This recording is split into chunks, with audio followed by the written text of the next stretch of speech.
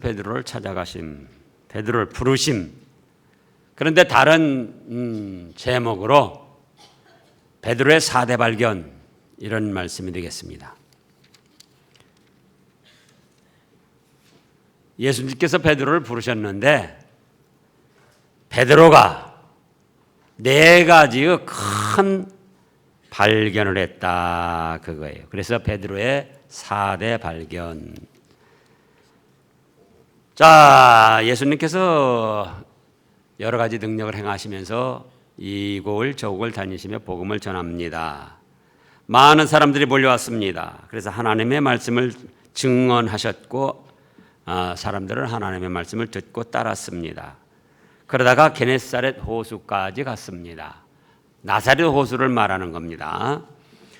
호숫가에 배 2척이 있는데 어부들이 아주 피곤한 모습으로 그물을 씻습니다. 그때 예수님께서 한 배에 오르시면서 배를 조금 육지에서 떼어라. 그리고는 배에 앉으셔서 바닷가에 게네사렛 호숫가에 앉아 있는 사람들을 향하여 말씀을 전하십니다.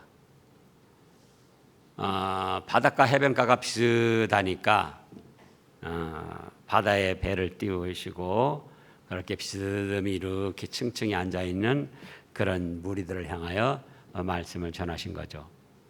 아주 자연 조건을 잘 이렇게 이용을 하신 겁니다. 그리고 말씀을 다 하신 다음에 4절에 보니까 시몬 베드로를 말합니다. 베드로에게 깊은 데로 가서 그물을 던져라, 이렇게 말씀을 하셨습니다. 그러니까 시몬이 5절에서 뭐라고 합니까? 5절 같이 읽어보시라고요. 시몬이 대답하여 이르되 선생님, 우리들이 밤이 새도록 수고하였으되 잡은 것이 없지만은 말씀에 의지하여 내가 그물을 내리리다 하고, 그렇게 하니까 고기를 잡은 것이 심히 많아 그물이 찢어질 정도가 되었습니다. 그래서 자기 혼자 욕심 부리지 않고 옆에 있는 다른 배 동무들을 불러가지고 그물을 걷어 올리니까는 2배에 가득 채우게 됐습니다. 그때 8절에 보니까 베드로가 예수님을 보고 엎드려 주여 나를 떠나소서 나는 죄인입니다. 9절에 그래서 왜 이렇게 했느냐, 자기와 함께 있는 모든 사람이 고기 잡힌 것으로 말미암아 놀랐기 때문이었어요. 그러니까 10절에 세베대 아들로서 시몬의 동업자인 야고보와 요한도 놀랐는데 예수께서 시몬에게 베드로에게 뭐라고 하십니까? 무서워하지 말라. 이제 후로는 네가 사람을 낚는 어부가 되게 하리라. 사람을 취하리라. 이렇게 말씀하셨고 11절에 보니까 베드로가 고기 잡은 것 팔아가지고 이제 호요식하며 떵떵거리며 살려고 온 것이 아니고 배들을 육지에 대고 모든 것을 버려두고 예수님을 따랐습니다. 그래서 여기에서 바로 예수님의 12제자 중에 수제자 베드로가 예수님께 붙잡혔던 것입니다. 그러면 베드로 4대 발견, 베드로는 뭘 발견했는가? 첫째로 5절 말씀을 보니까 말씀을 발견했습니다. 뭘 발견해요? 말씀을 발견했어요. 말씀을. 자, 밤새도록 고기 잡았습니다. 그런데 한 마리도 못 잡았어요. 베드로 나이 정확히는 알 수 없지만 하여간 30대 이짝저짝. 그러면 그때는 학교 다니고 직장 다니는 것도 없기 때문에 베드로가 갈릴리에서 어려서부터 물장구 치고 놀면서 그곳에 그 형편을 다 잘 알고 있는 거예요. 아, 고기를 어떻게 하면 많이 잡고 어떤 날은 안 잡히고. 그래서 다른 때 예를 따라서 지금 밤에 나가서 고기를 잡았던 거죠. 다른 때 같으면 뭐 재미를 보고 그래도 섭섭지 않게 잡았을 것인데 그날은 한 마리도 안 잡혔습니다. 그런데 여러분들이 이미 일을 해보셔서 알겠지만 어떤 일을 할 때에 수입이 좋게 거두어지면은 일이 힘들어도 피곤치가 않아요. 그런데 수입이 없을 때는 일은 일대로 힘들고 몸과 마음은 몸과 마음대로 지칩니다. 밤이 새도록 설야 작업을 했는데 한 마리도 못 잡았어요. 그런데도 예수님이 오셔서 배를 조금 띄워라.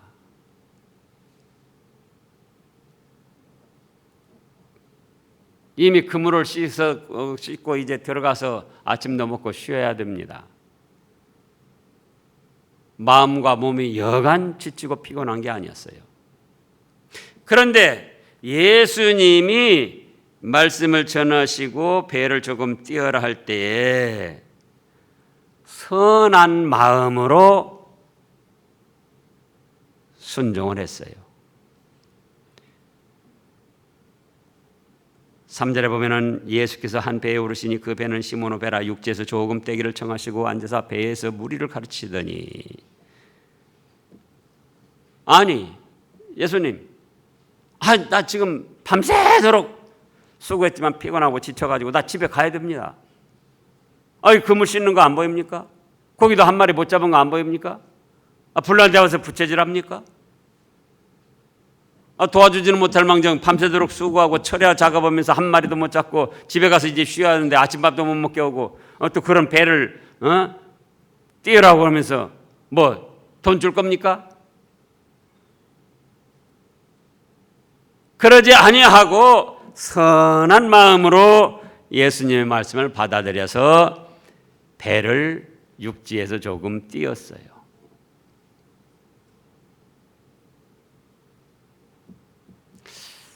우리가 어떤 말을 들을 때 선한 마음으로 받아들이는 게 좋습니다.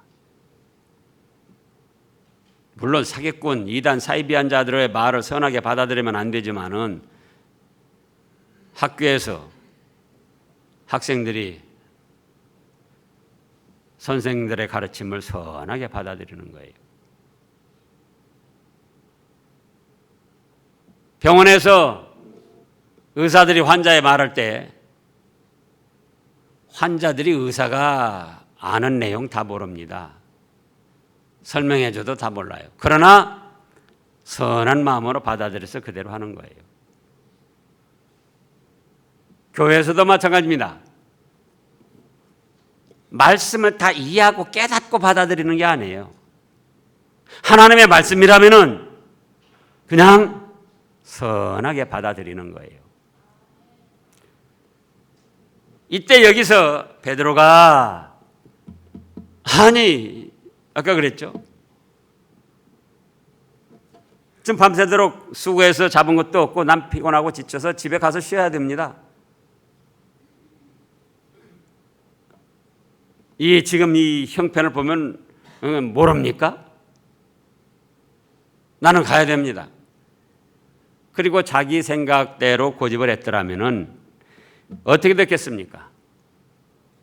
베드로는 영원히 축복받을 자리에서 밀려나게 되는 겁니다. 그런데 밤새도록 피곤하고 지쳐서 자기가 마음과 몸이 상해 있는데도 그 선한 마음으로 받아들였어요. 말씀을 가르치시더니 뭐라고 합니까? 깊은 데로 가서 그물을 내려 고기를 잡아라. 자, 어젯밤에 밤새도록 수고할 때에 깊은 데 던졌습니까? 안 던졌습니까? 던져봤어요. 오른쪽으로도 던져보고 왼쪽으로도 던져보고 앞으로도 던져보고 뒤로도 던져보고 또 갈릴리 호수에서 자라났기 때문에 고기의 습성, 고기 잡는 법 누구 못지않게 잘 아는 거예요.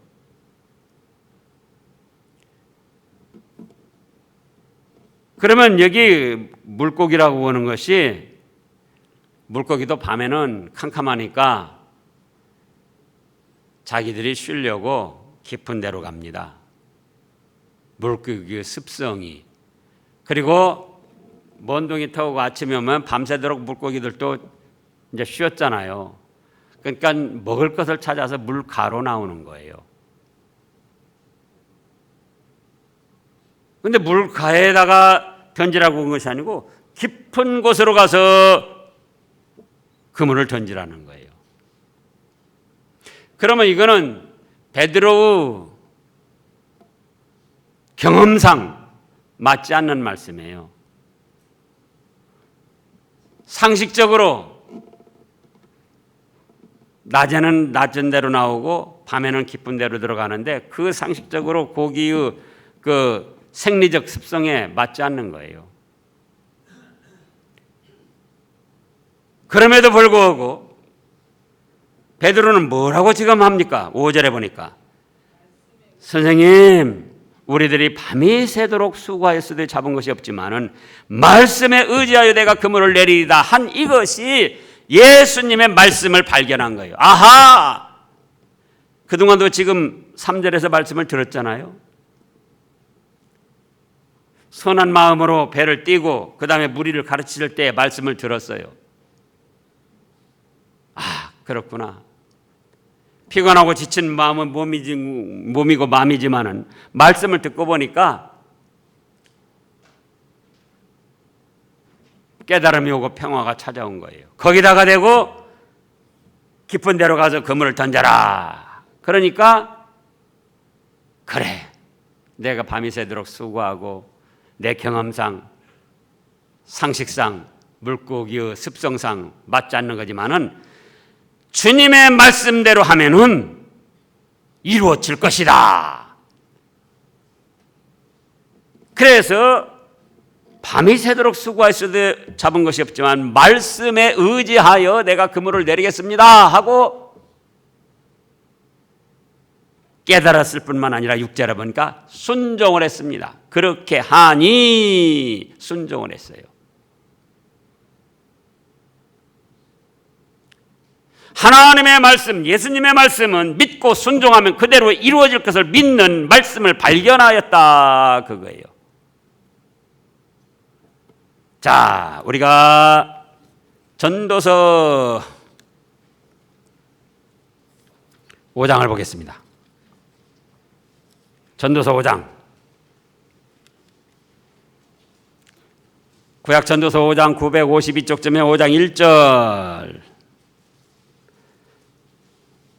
너는 다 같이요. 전도서 5장 1절. 너는 하나님의 집에 들어갈 때에 네 발을 삼갈지어다. 가까이의 말씀을 듣는 것이 우매한 자들이 제물을 드리는 것보다 나으니 그들은 악을 행하면서도 깨닫지 못함이라. 말씀을 듣는 것이 하나님의 집에 들어가서 가까이하여 말씀을 듣는 것이 뭐보다 낫다? 제물 드리는 것보다 낫다는 거예요. 제물 드리는 것보다.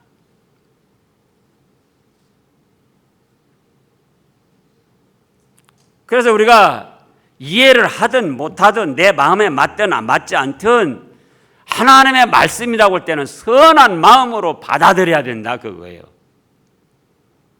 그래서 누가복음 8장 15절에서도 그랬잖아요. 옥토에 씨를 뿌려서 100배, 60배, 30배 거두는 거는 그 옥토는 뭐라고 그랬죠? 착하고 좋은 마음으로 말씀을 받는 것이다. 이제 예레미야서 42장을 보겠습니다. 예레미야서 42장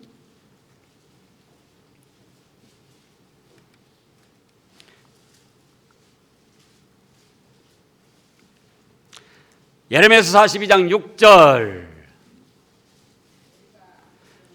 다 같이요.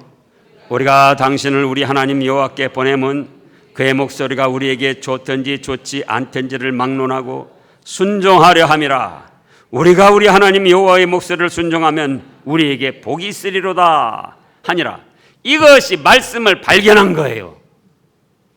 아하, 하나님의 말씀은 우리가 행하기에 좋든 좋지 않든, 내 생각에 맞든 맞지 않든, 내 형편에 맞든 맞지 않든 순종하면은 뭐가 된다? 복이 된다. 그게 말씀을 발견한 거예요. 착하고 좋은 마음으로 말씀을 받다 보면은 그 말씀을 발견하게 됩니다. 아하, 저 말씀은 나에게는 심히 찔리는 말씀이고 무거운 말씀이지만 그래도 저 말씀대로 하면은 나에게 복이 된다. 그게 뭐라고요? 말씀을 발견한 거예요. 말씀을 발견한 거예요. 내 형편과 처지를 보면 저 말씀대로 하려면 얼마나 힘이 들고 어렵지만 그래도 저 말씀대로 순종만 하면은 내 이 힘들고 어려운 이 형편에서 벗어날 수 있다. 그리고 말씀을 순종하는 것이 무엇이다? 말씀을 발견한 것이다. 그거예요. 근데 우리는 어떻습니까? 말씀이 있어도 우리의 어떤 지식, 우리의 경험, 어떤 과학, 세상적인 흐름에 맞지 않으면은 그 말씀을 무시하려고 해요. 말씀은 그렇지만 내 형편에는 안 맞아. 내 체험상 그 말씀하고는 안 맞아. 지식으로 안 맞아. 과학으로 안 맞아. 그러니까 말씀의 역사가 일어나지 않는 거예요. 그러니까 자, 여기서 다시 또 살펴보면 누가복음 5장 밤이 새도록 수고하였으되 잡은 것이 없지만 말씀에 의지하여 내가 그물을 내리다 하고 거기서 그냥 깨달음 얻은 것으로 그대로 있었다면은 6절에 역사가 일어났겠습니까? 안 일어났겠습니까? 안 일어나요. 말씀은 발견한 사람은 그대로 순종을 합니다. 그게 말씀을 발견한 거예요. 말씀을 발견한 사람은 어떻게 한다고요? 그대로 순종을 하는 거예요. 자기 형편에 좋든 좋지 않든 맞든 맞지 않든, 예? 자기에게 찔림이 되든 무거운 짐이 되든 하나님께서 저 말씀을 나에게 주셨을 때는 저 말씀대로 하면 복이 되게 하시려고 그런 것이지, 마음을 바꾸는 겁니다. 마음을 바꿔서 그 말씀대로 순종하는 거예요. 그것이 무엇이라고요? 말씀을 발견한 거다. 말씀의 역사가 있고 말씀의 생명이 있고 말씀의 은혜가 있고 말씀의 축복이 있다는 것을 발견한 거예요. 우리도 이런 믿음이 돼야지 돼요. 자기 지식 뭡니까? 과학, 자기 체험, 경험 뭡니까 그게? 제법 똑똑한 척하지만은 사실은 이 천지 만물에 비하면은 인간의 그 깨달음, 지식, 과학, 무슨 뭐 경험 그게 뭡니까 도대체? 너무나도 보잘것없는 가치 없는 것들이죠. 근데 그걸 내세워 가지고는 하나님의 말씀을 재단하고 판단하고 무시하고 자기 기분에 맞으면 또 좋게 생각하고, 예레미야서 42장 6절에 있는 대로 그 말씀이 우리에게 좋든 좋지 않든 막론하고 뭐라고요? 그 말씀을 순종하면 우리에게 복이 된다, 나에게 복이 된다, 나에게 생명의 역사가 일어난다, 그런 믿음을 가져야지 됩니다. 그게 말씀을 발견한 거예요. 믿음이 있어도 말씀을 발견하지 못하면 아주 어리석은 신앙생활을 하는 거예요. 2단, 3단에 빠지는 사람들이 왜 2단에 빠지냐? 말씀을 제대로 발견을 못한 거예요. 그러니까 거짓 선지자들, 마귀 악령들의 그 미혹에 넘어가서 그것인가 하고 그걸 따라가는 겁니다.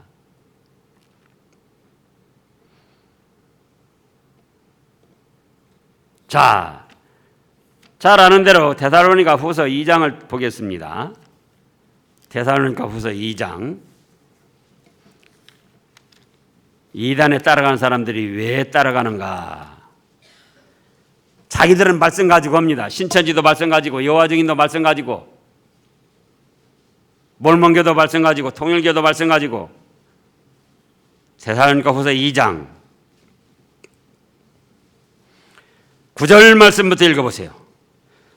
악한 자가 나타나면 사단의 활동을 따라 모든 능력과 표적과 거짓 기적과 불의의 모든 속임으로 멸망하는 자들에게 있으리니, 이는 그들이 진리의 사랑을 받지 아니하여 구원함을 받지 못하게 함이라. 이러므로 하나님이 미혹의 역사를 그들에게 보내사 거짓 것을 믿게 하심은 진리를 믿지 않고 불의를 좋아하는 모든 자들로 하여금 심판을 받게 하려 하심이라. 보세요. 10절에도 불의의 모든 속임이 멸망하는 자들에게 임하는데, 그건 왜 그러냐?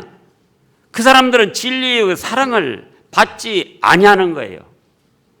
말씀을 바로 깨달지 못한 거예요. 말씀을 발견하지 못한 거예요. 또 10절에서도 11절에 이름으로 하나님이 미혹의 역사를 그들에게 보내사 거짓 것을 믿게 하시면 12절에 진리를 믿지 아니해요. 말씀을 바로 발견하지 못하고 진리를 믿지 않고 말씀에 어긋난 불의를 좋아하고 따라가기 때문에 그거 따라가다 심판받게 하려고 그러셨다, 그겁니다.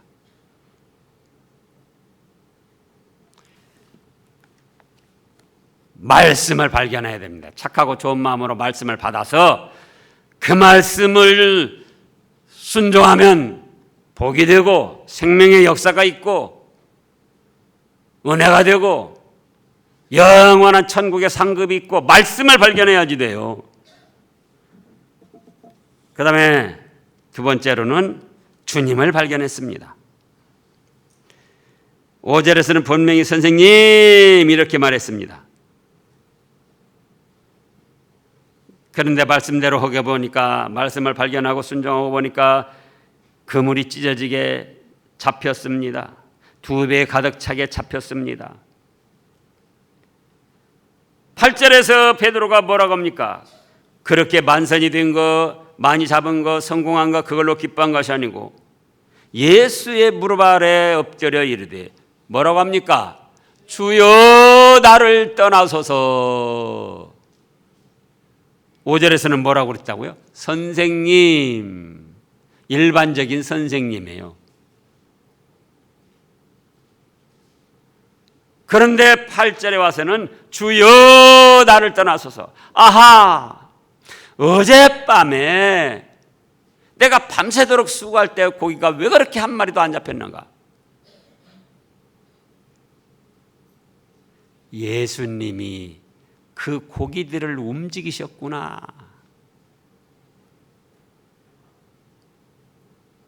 누가 움직여요?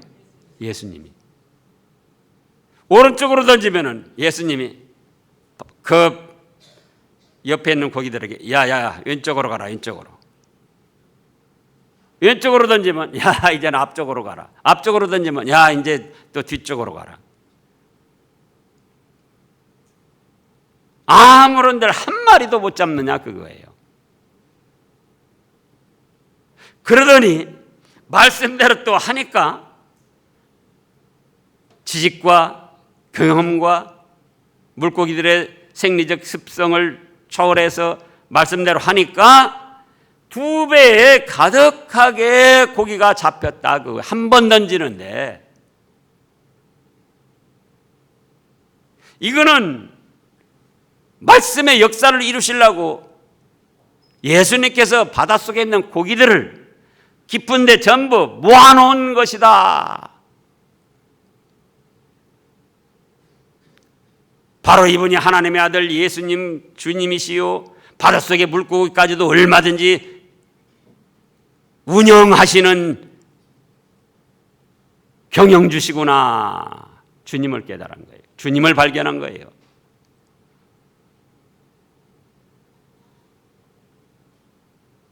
말씀대로만 하면 천하 만물 무엇이든지 움직여가지고 그 말씀대로 이루어지도록 역사하시는 주님이시구나. 주님을 발견한 거예요. 세 번째는 뭘 발견했습니까? 자신을 발견했습니다. 자신을. 나는 그러한 주님도 몰라보고 고기 잡을 것에 급급한 죄인이구나. 자신을 발견했어요.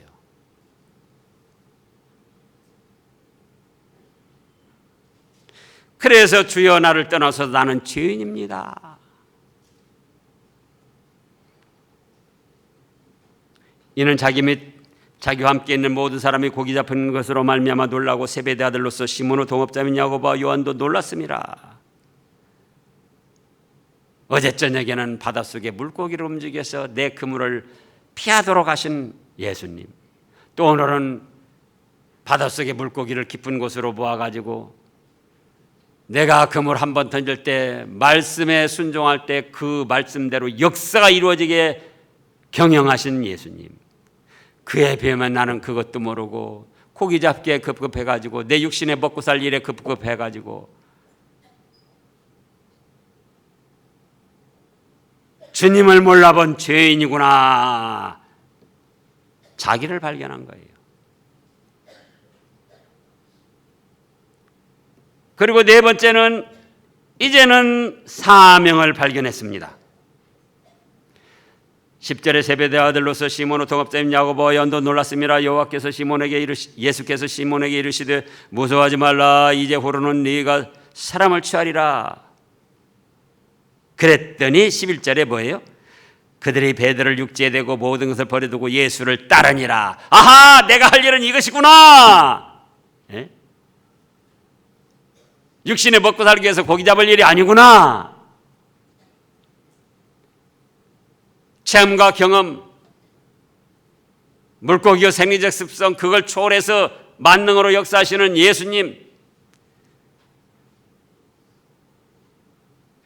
말씀을 발견하고 주님이심을 발견하고 그 앞에 자기는 형편없는 죄인임을 발견하고, 그러나 거기에서 끝나지 아니하고 예수님은 그런 베드로에게 이제부터는 네가 사람을 취하리라. 사람을 낚는 어부가 되게 하리라. 예, 제가 할 일이군요. 그리고 모든 것을 버려두고 예수님을 따랐어요. 뭘 발견했다고요? 사명을 발견했습니다. 사명을. 오전의 말씀 중에도 그랬습니다. 우리가 동물적 본능으로 그냥 자기와 자기 가족들 겨우 먹여 살리고 한평생 그러다가 끝을 내라고 세상에 태어나게 하셨느냐. 물론 그렇게 한 사람도 많이 있어요. 그러나 우리는 죽음 건너편에 천국 복락의 세계에 있고 그 세계에서 영원히 누릴 상급과 영광이 보장되어 있다 그겁니다. 그렇다고 할 때 우리는 어떻게 살아야 되냐?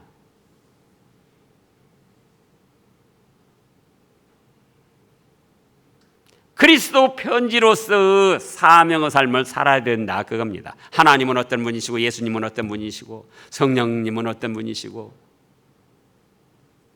다른 사람들이 나를 보고 하나님과 예수님을 발견할 수 있게, 인생을 살면 어떻게 살아야 될 것인가를 느낄 수 있게,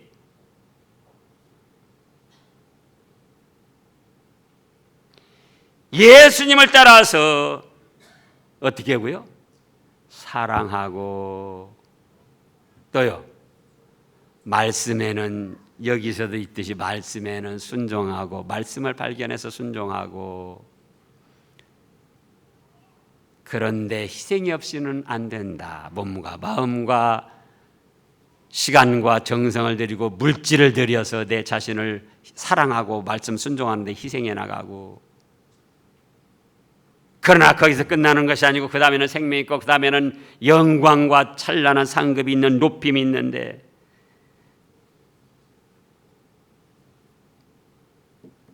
그 믿음의 길을 나도 걸어가야 되겠다. 그럼 그게 사명을 발견한 거예요.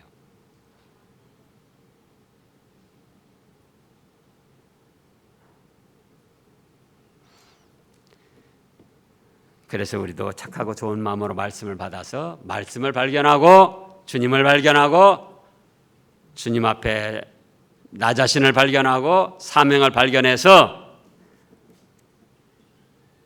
이 땅에 태어난 인생으로서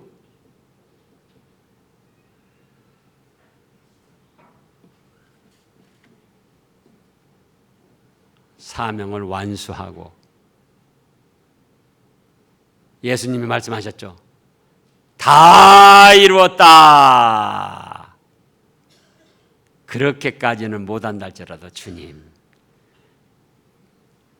죽음을 눈앞에 뒀을 때 부족하지만 그래도 사명을 감당하는 삶을 살고 갑니다. 감사합니다. 내 영혼을 받아주시옵소서 하는 여러분들 되시기를 축원합니다. 기도하겠습니다.